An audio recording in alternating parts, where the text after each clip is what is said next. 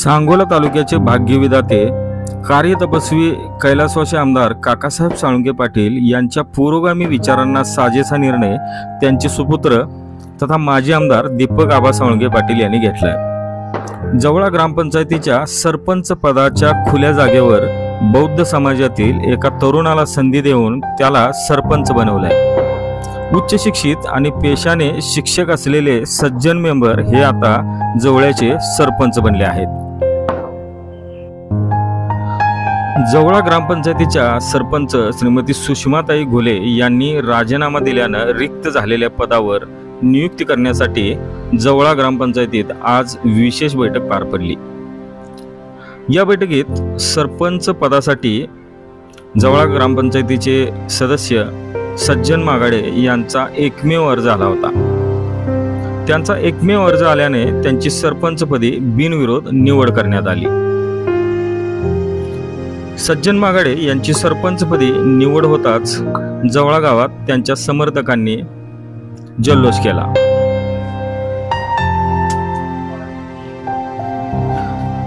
एरवी सरपंच पदासाठी आरक्षण पडल्यावरच त्या आरक्षित जागेवर त्या प्रवर्गातील व्यक्तीला पदाची संधी मिळत असते।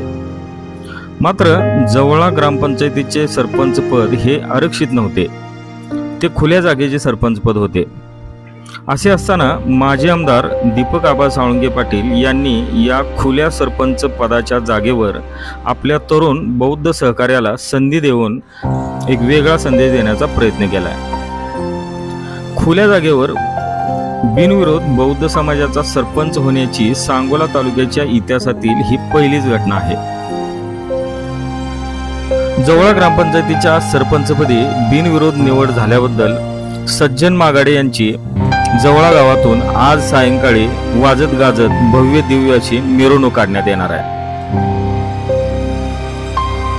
त्या मिरवणुकीचा अपडेट आपण पुढील व्हिडिओमध्ये पाहूया।